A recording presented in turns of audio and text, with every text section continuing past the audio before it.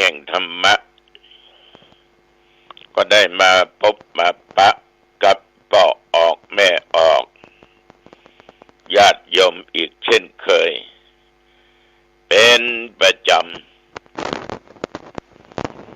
ณทางสถานีวิทยุแห่งนี้ในวันเวลาเดียวกันนี้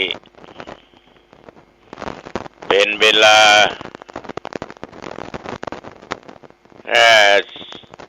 30 นาทีโดยประมาณทุกเจ้าวัดหนองตองมาพบปะกับญาติกับโยมท่านผู้ฟังทั้งหลายญาติโยมท่านผู้ฟังวันนี้เสียงแหบเสียงแห้งเนี่ย เพราะว่าตะวาใจเสียงนักไปหน่อยเทศนาธรรมเป็นตั้งธรรมหลวงกัน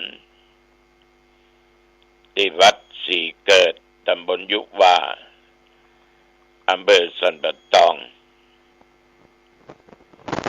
ทางสาธุเจ้าและคณะกรรมการนิมนต์เทศมหาญาติกันนครก็เทศธรรมดาเนี่ยนะแต่ก่อนจะเทศนั้นก็ได้สรุปเนื้อหามหาญาติเกี่ยวกับเรื่องของบุคคลในเรื่องนั้นว่ามาจากไหนใครเป็นอย่างกับใครตัวใดเป็นตัวละครที่ดีน่าเอาเป็นตัวอย่างแบบอย่างตัวใดเป็นละครตัวที่บดีบรรณาที่ต้องเอามาเป็นแบบเป็นอย่างแล้วก็เทศนาธรรมก็แล้วใช้เวลาเมินกัน80 กว่านาที80 กว่านาทีนี่ก็เกือบชั่วโมงครึ่งละเช่นจะจบในก็ในเป็นกันสุดท้ายคือทางเทศบาลตำบลยุวาเนี่ยเป็นก็ใจงบประมาณการส่งเสริมประเพณีวัฒนธรรมมาจัดตั้งธรรมหลวงฟังเทศธรรมมหาชาติโดยนายกนั้นเป็นผู้หญิงญาติโยมท่านผู้ฟังทั้งหลายเอามาคิดดูยุคปัจจุบันเนี่ยแม่หญิงมีความสามารถได้เป็นใหญ่เป็นโตไปนั่งเป็นหัวหน้าในองค์กรต่างๆนักอย่างนายกรัฐมนตรีของหมู่เฮาก็เป็นผู้หญิงอายุหนุ่มแค่38-39 ปีกระจายอก3 ศอกมีมีถึงตำแหน่งหน้าที่ยศถาบรรดาศักดิ์ใหญ่นั่นเป็นบอกว่าแล้วแต่บุญวาสนา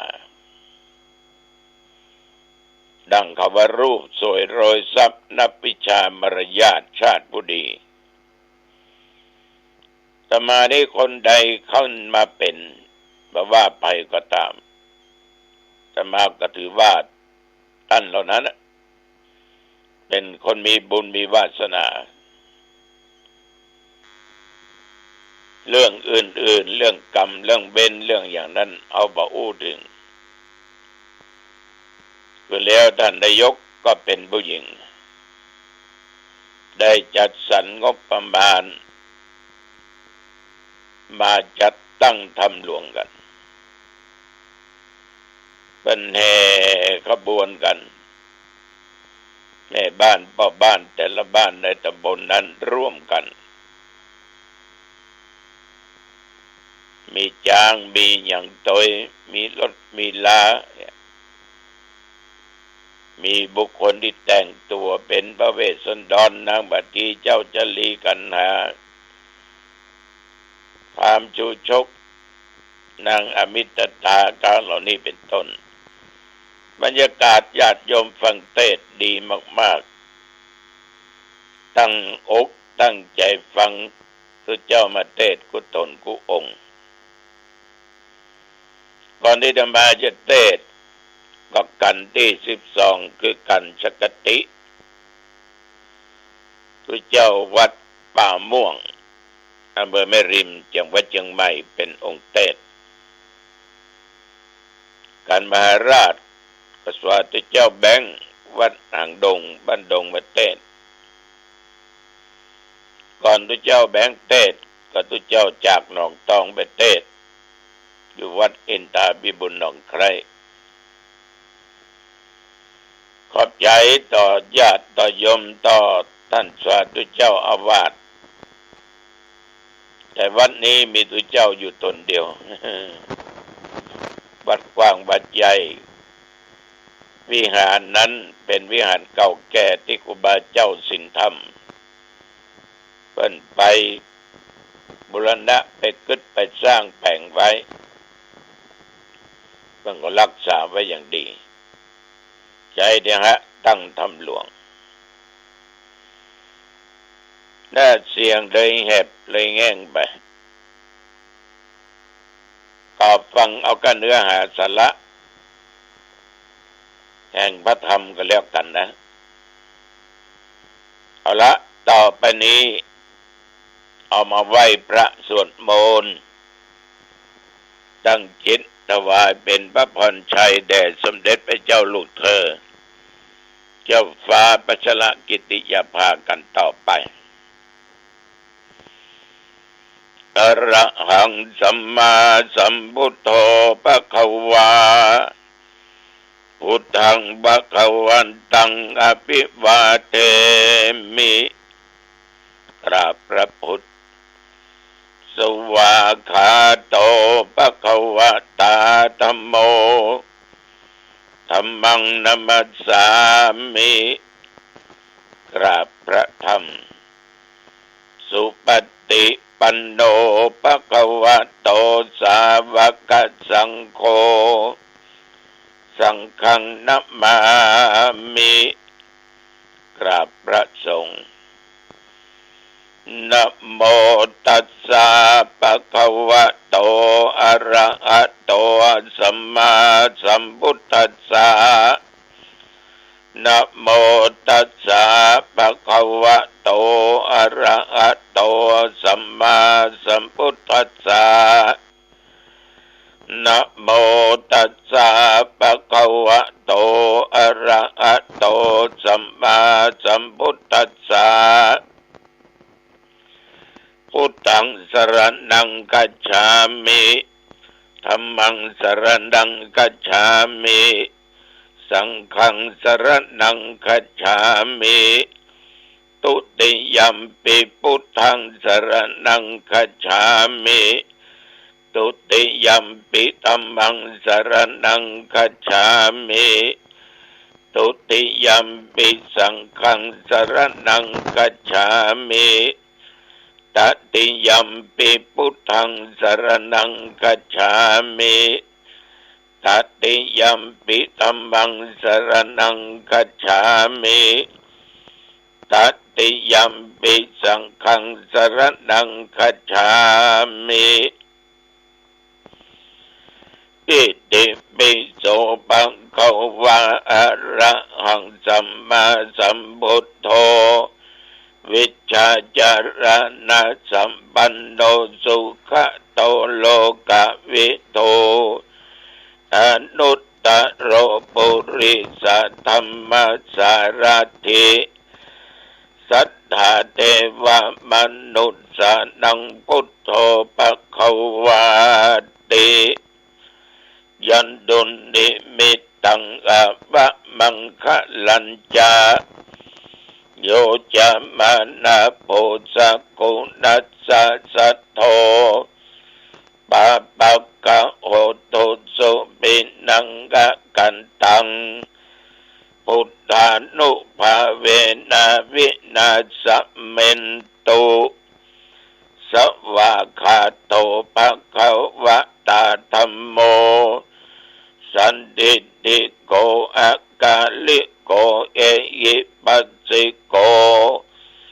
โอปันดะยิโกปัจจตังเวทิตโพวินยูหิติยันดุนนิมิตตังอะวะมังคลัญจาโยจะมะนาโพสกุนัสสะสัทโธ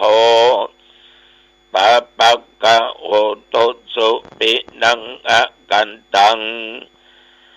ธัมมานุภาเวนะวินาสเมนตุสุปฏิปันโนภะคะวะโตสาวกสังโฆ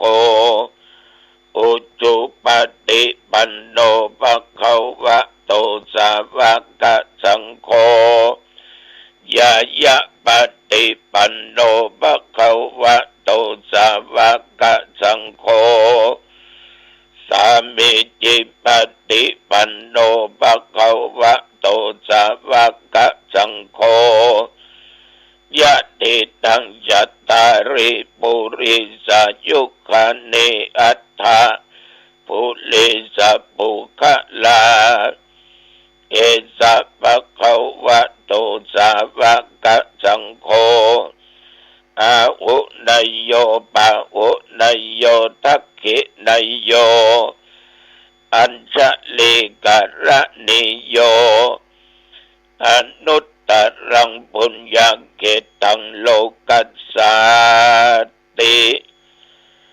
ยันตุนิมิตตังอวะมังคลัญจาโยจามะนาโพสกุนัสสะสัทโธปะปะกะโหตุสุปินังอะกันตังสังฆานุภาเวนะวินาสเมนตุโพชังโคสัตติสังฆาโตธัมมานังวิจโยตถาวิริยัมปิติปัสสติโพชังคาจัตถาปะเรสัมมาทุเปกะโพชังคาสัตเตเตสัพพทัสสินามุนินาสัมมาทัคคตาภาวิตาภาอุลิกตาสังวัตตันติอวิญญายะนิพพานายะจะโพธิยาเอเตนะสัจจะวัชเชนะโสติเตโอตุสัพพทาเอกัสสมิงสมะเยนะโทโมคัลลานัญจะกัสสปังกิลาเนตุกิเตติสวาโพชังเคสัตตะเทสัญเยเตจะตังอภินันดิตวาโรคามุจจิงสุตังคะเนเอเตนะสัจจะวัชเชนะโสติเตโอตุสัพพทาเอกทาธรรมราชาปิเขลัญเยนะปิปิริโตจุนทัตเตเรนะตัญเยวะพนาเปตวานะสัทรังสัมโมติตวาจะอาภัทธาธัมมาบุทธาสิธานะโสเอเตนะสัจจะวัชเชนะโสติเตโอตุสัพพทาปะหินาเตจะอาภัทธาตินนันนัมปิมะเยสินังมัคคาอัตตะกิเลสาวะปัตตานุปปตติ ติธรรมะตัง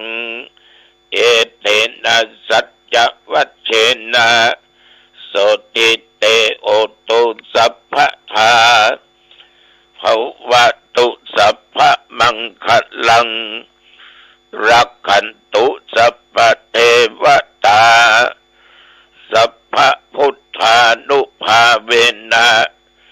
สัทธาโสติภวันตุเตภวตุสัพพมังคลังรักขันตุสัพพเทวตาสัพพธรรมานุภาเวนะสัทธาโสติภวันตุเตภวตุสัพพมังคลังรักขันตุสัพพเทวตาสัพพสังฆานุภาเวนะสัทธาโสติภวันตุเตโดยเดชานุภาพคุณแห่งพระพุทธเจ้า56โดยเดชานุภาพคุณแห่งพระธรรมเจ้า38โดยเดชานุภาพคุณแห่งพระสังฆเจ้า14คุณพ่อ21คุณแม่12บทสวดสาธยายบทโพชฌังคปริตโดยจิตอันตั้งมั่นขอถวายเป็นพระพรชัยมงคลแด่สมเด็จพระเจ้าลูกเธอเจ้าฟ้าพัชรกิติยาภาขอพระองค์ท่านได้ทรงหายจากอาการประชชนเจ็บไข้ได้ป่วยขอหายมีพระสุขภาพบารมีอันแข็งแรงดุจดังเดิมขอพระองค์ท่านนั้นจงมีพระชนมายุยิ่งยืนนานได้120 พระพรรษายิ่งขึ้นไปก็ขอถวายพระพรกรมอุตุได้ประกาศบอกตักเตือนพี่น้องญาติโยมยังมีฝนอยู่เนอะอากาศมันยังบางหนาวแต่เตือนยังมีฝนถึงจะหนาวขนาดไหนบทจะตกมันก็ถึงตกเนาะไปห้ามมันได้เบ้าออกแม่ออกญาติโยมท่านผู้ฟังทั้งหลายตั้งแต่ว่ามาจนถึงปัจจุบันประเดี๋ยวนี้แต่ว่าอุณหภูมิ35 องศาปัจจุบันประเดี๋ยวนี้18 องศาเท่าเก่าแต่ว่ากินเข้าง่ายแล้วจนถึงปัจจุบันนี้แต่ว่านี้ฉันเจ้าก็ไปวัดสันกูเพราะทางเจ้าหน้าที่สำนักพุทธส่วนกลางส่วนจังหวัดทางหลวงพ่อโหนเจ้าพระคุณสมเด็จวัดพระเชตุพนได้ให้ท่านเจ้าคุณเลขามาสำรวจดูวัดร้างที่จะยกขึ้นเป็นวัดประสงค์ก็ได้สำรวจด้วยความเห็นอันถูกต้องตามกฎพระธรรมวินัยวัดสันกูนี้มีตัวเจ้าอยู่ปัจจุบัน2 ตนญาติโยมมีศรัทธาอุปถากอุปถัมภ์70 กว่าหลังคาเรือนแต่ศรัทธาเปิ้นก็แข็งแรงเนอะ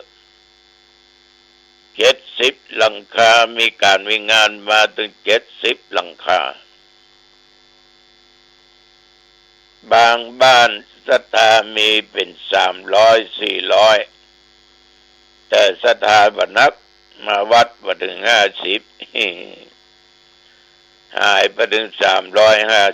350นั่นศรัทธาน้อยแต่ดูปริมาณแล้วนัก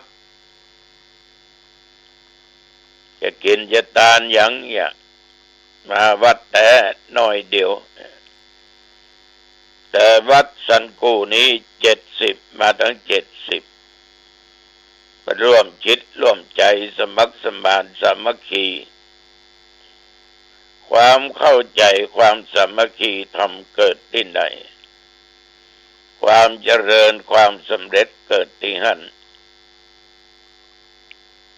เสร็จจากนั้น10 โมงบ่ายเพราะเจ้าหน้าที่เพิ่นจะไปตรวจอำเภอสารปี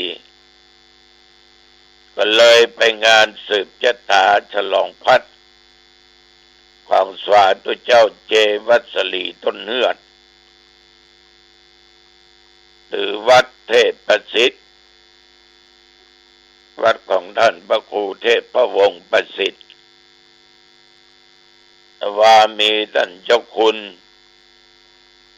บัตรไตรมิตรเลขาของหลวงพ่อสมเด็จพุทธจารย์และเป็นรองเจ้าคณะภาคเก้าเป็นก็มาแสดงมุทิตาจิตต่อท่านพระครูใหม่มีหลวงปู่ครูบาเทือง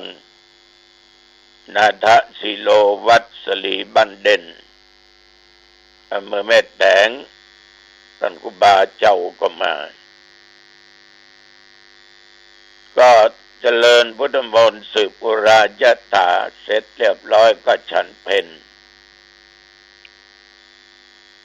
กับวัดกิ่งขตอนละโลกอเดชพระคุณหลวงพ่อพระเทพสิงหวราจารย์มาทีหลังพดติดเปิดเรียนภาษาพื้นเมืองแล้วก็มอบใบประกาศลงหนทางน้อยมันหลายตอกหลายซอยสาธุชนญาติโยมจนมาถึงปัจจุบันนี้ตามตำบลหนองตองใกล้เคียงก็มีรายงานฝนตกแต่อุณหภูมิปัจจุบันนี้ก็บอกไปตะกี้อย่างใดต้องขออนุโมทนาต่อญาติต่อโยมที่ได้ร่วมบุญร่วมกุศลตั้งแต่ประกาศซื้อเครื่องมือการแพทย์จนว่าได้เรียบร้อยนี่ก็มีแม่อุตสาอินตาบ้านงดลายตาเนื้อปอดถาแม่ขมุนอินตา500 กล่องบุญแต่ว่านี้ขออนุโมทนาต่อแม่โสภากาบเขียวบ้านเกาะกลางพร้อมกับลูกได้มาร่วมบุญร่วมกุศล500 กล่องบุญขอบุญกุศลนี้จงมารักษาสุขภาพของคุณโยมเพื่ออยู่เย็นเป็นสุขหายเป็นปกติได้อยู่กำจูบวรพุทธศาสนาได้กึศได้สร้างได้อ้างได้แปลงได้รักษาสิ่งกินทานได้ฟังเทศน์ฟังธรรมได้เจริญสมาธิภาวนาขอทุกท่านมีอายุมั่นขวัญยืนไผจะร่วมบุญทอดพระป่าเพื่อหากองทุนกับสถานีวิทยุขึ้น96ก็เจอเนอญาติโยมโทรมาถามก็ได้หมายเลข081 9503471นะ081 9503471แล้วก็ จะได้อนุโมทนา